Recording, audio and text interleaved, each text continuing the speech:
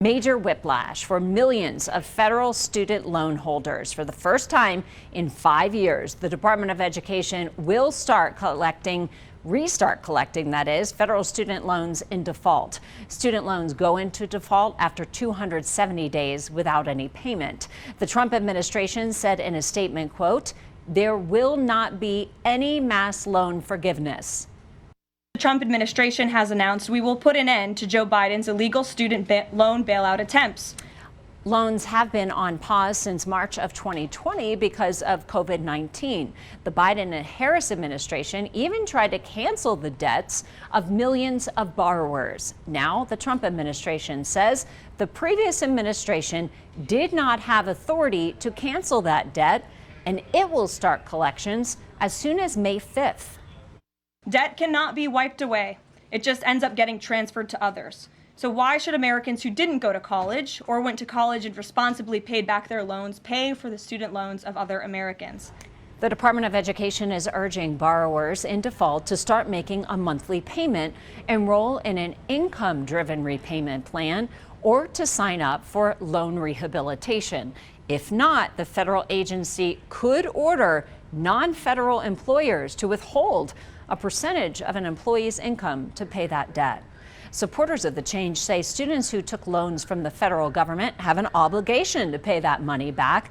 But for those left scrambling to figure out how to pay off that debt, there's a lot of frustration, even anger.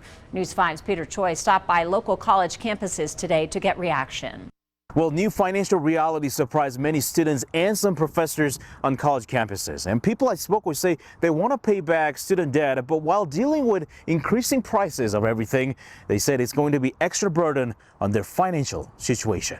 Education should be number one, I feel like, in this country. Eric Walker is a graduate student at the University of Colorado Springs. He says federal financial aid has helped him pursue his educational goals. I come from an impoverished community. That's how I got to school. I joined the military to pay for my school. Walker says having a pause on student loan payments starting in 2020 was a huge help. People that live in an impoverished community, they live paycheck to paycheck. Their whole family does. And that burden isn't just on parents, it's on future students. The U.S. Education Secretary says this policy change is about reducing the burden on American taxpayers, saying in a statement, quote, "American taxpayers will no longer be forced to serve as collateral for irresponsible student loan policies." Probably about 150. Senior Chris Navam has been paying for his student loan, but he's worried about others who are financially independent from their parents. So I feel like that would have kind of hurt them a little bit, especially in continuing on in their degrees or gaining even higher education. A new challenge for someone like Professor Christopher Hunt. It just seems cruel and unwise. Hunt says he has significant student loan debt from earning his PhD. And so my first thought was, how do they expect people to pay this back and then to threaten to garnish wages? As the new deadline, May 5th, is getting closer, Walker's concern about his student loan is growing. Honestly,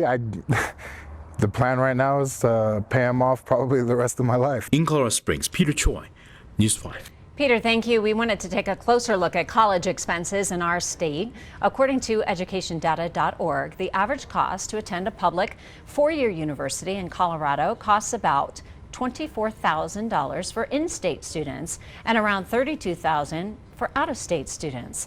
That's about 7% more than the national average for out-of-state students, which is about $28,000.